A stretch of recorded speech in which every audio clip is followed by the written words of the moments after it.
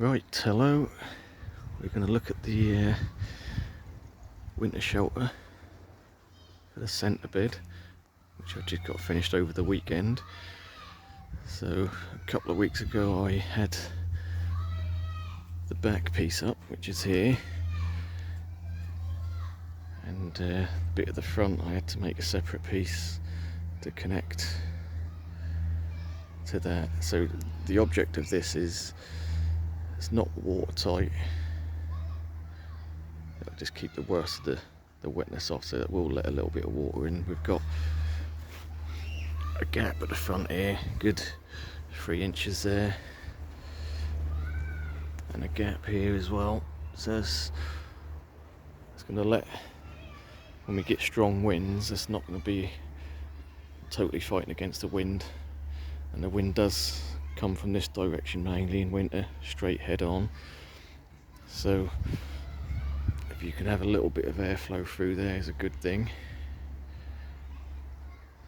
Like I say, in past winters I have had a polytunnel here, and that has just succumbed to the wind every time. No matter how much you reinforce it, that just collapses. So this is a wooden structure with corrugated clear plastic on top, which is pretty strong. This is what I done last year, slightly smaller version. This is a bit beefed up this year because I had to cover a bit more, and that held up to the wind no problem.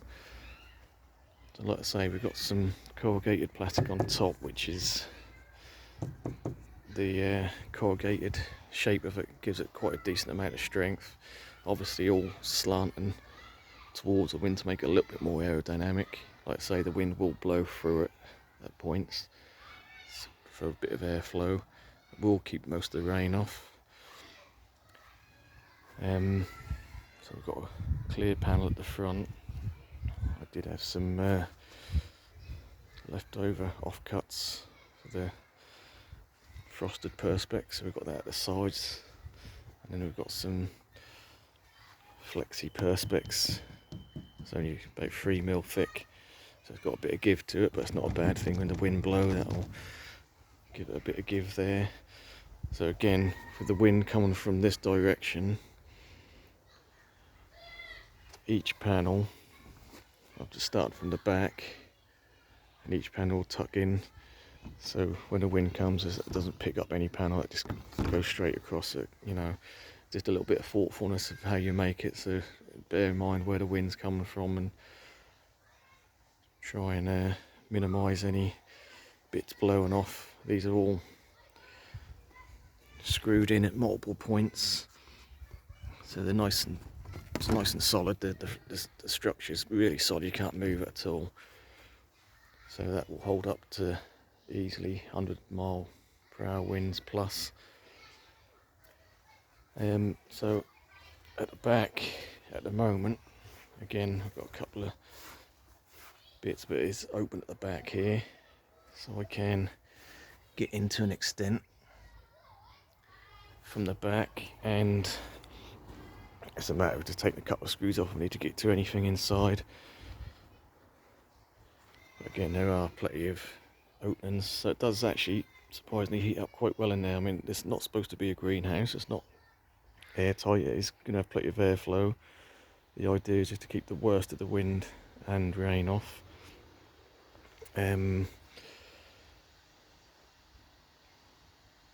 So let's have a look at some of the plants inside. The reason why I decided to build a big shelter rather than just protecting sort of an individual plant here and there. The main reason is a lot of these plants were probably totally hardy, but they are quite small. So small plants don't have the same hardiness as medium or fully grown specimens, obviously. Sago palm is probably not 100% hardy where I am in the UK, so that is a good candidate to protect. I've got small Princeps palm there, and a Livingstone chinensis there, which the leaves will die in a frost that will kill them and they'll brown off. So just giving that protection will protect the one leaf it's got, and that's got a little spear there. So behind that is a Chamaerops humilis soifera. We've got a canary date palm in the middle, and then we've got, come around this side, I've got a little opening, and we've got a Brahea edulis, so to remind myself there, which again are pretty hardy, but I'm gonna, well, it's a small and it's done pretty decent amount of growth this year. I'm gonna keep that protected as well. So towards the back here, you can just see behind the leaf of this colocasia, we've got the Boutea odorata, which again is quite a small specimen. It's only just going pinnate, so again pretty hardy, but being so small, let's give it that extra protection. We've got the pink passion cordyline there, which again pretty hardy, but you will get some brown on the leaves, so with the protection that should just stop the leaves from browning off. And then this side you can't really see it, but we've got a small, very small Jabea chilensis, just started to go pinnate, so again being so small, what to be protected. And of course everything else, like the elephant ears or Colocasia escalente, I'll let them die back naturally, and last year they came back for me, so don't see any reason why this year shouldn't be any different. We've got a section, I know it's hard to see because it's a little bit steamed up in there, a little bit of condensation, so we'll come in from the back. So we've got a row of cannas in between the raised bed at the back here and the small palm bed at the front. So we've got a row of cannas there which I were going to move, but I'm now going to leave in situ and let them die back. I mean, they are still flowering at the moment, but the main reason for this bigger protection this year is the Power Jabea Torrellii, which I overwintered last year in a pot in the summer house, no problem whatsoever. Got it in the ground a bit too hastily, and it took a bit of damage with some late frosts, hence some of the browning on the tips.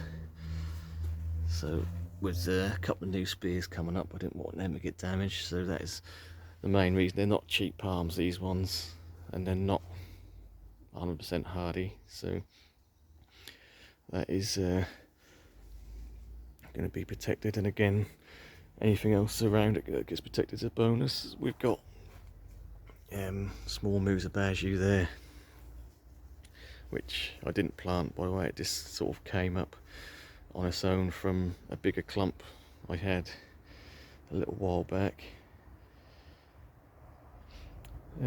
Yeah, so again, a lot of the coleus and other bedding plants I'll just die back and let them, nature take its course with them and let them die back.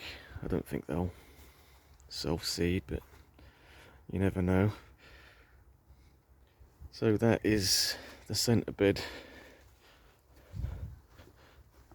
fully finished and protected, and obviously with the opportunity of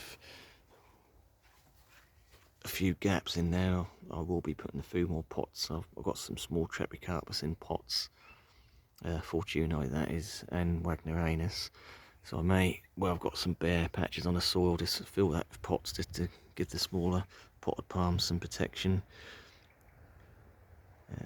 Got a tricoloured agave in a pot which aren't hardy, but this is how I protected it last year, just a bit of overhead protection, and that sailed through winter no problem as well.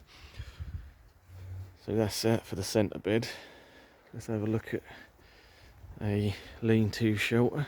Well, it's not lean-to, it's just a shelter to protect the Cordyline Superstar, and we've got Camadori Radicalis there, Hardy Power Palm, which I don't really want to lose, and they are pretty tough again, but if I'm going to protect one plant, I might as well protect the few in the process, so that will keep the worst of the frosts and rain off them, and it just about covers the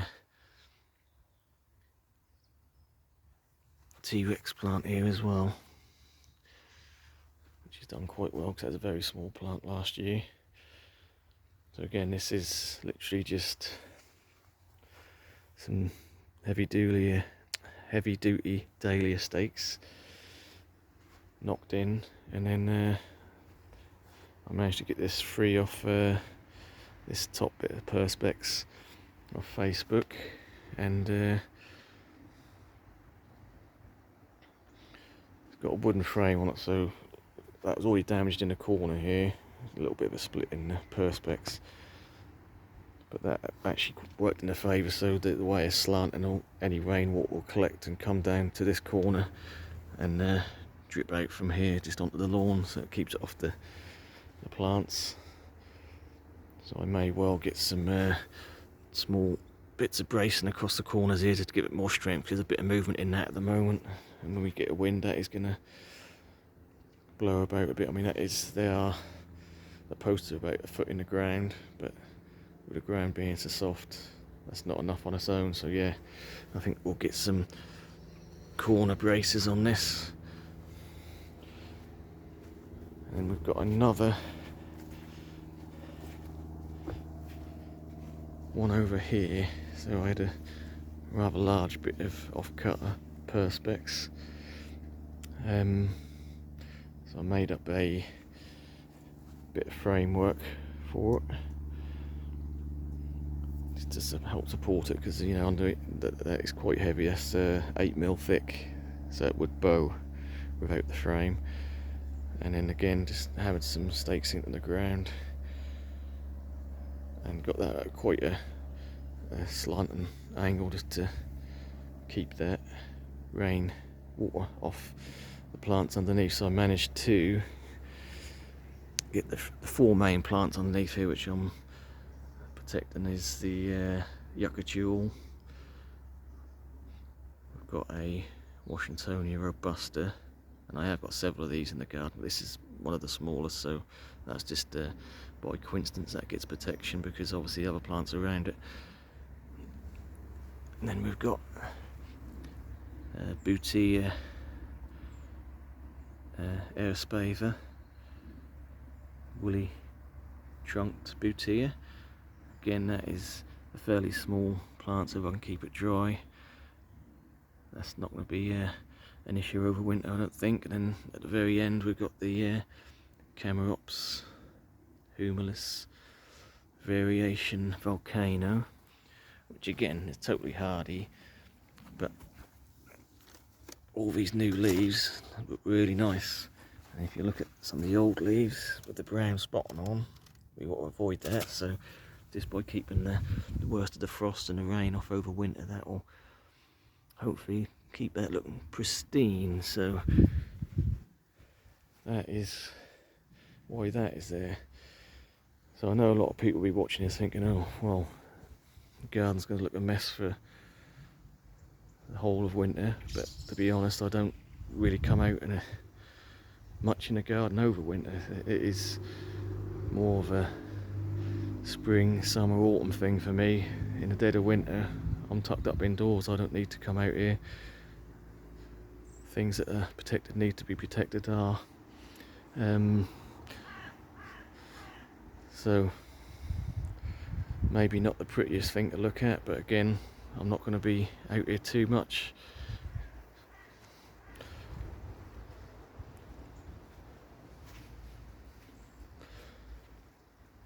And let's have a quick look while we've got the camera rolling. One of the cold frames. So we've got some Washingtonia Filibuster across and some other small palms, some Trachycarpus and some Canary Island date palms, all grown from seed.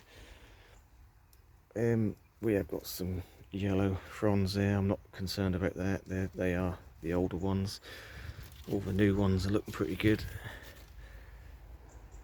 And that's how I overwintered them last year. And they're only a few months old last year, and they came through winter okay. So yeah, just a little bit of protection. They can take the cold as long as they're not wet and freezing through and getting the frosts. Right, so I think we'll leave it there. We've got the bulk of the winter protection done now. So it's just a matter of maybe reinforcing a few little bits and sitting back and relaxing over winter before the busyness of spring comes. Right, we'll leave it there. Thanks for watching.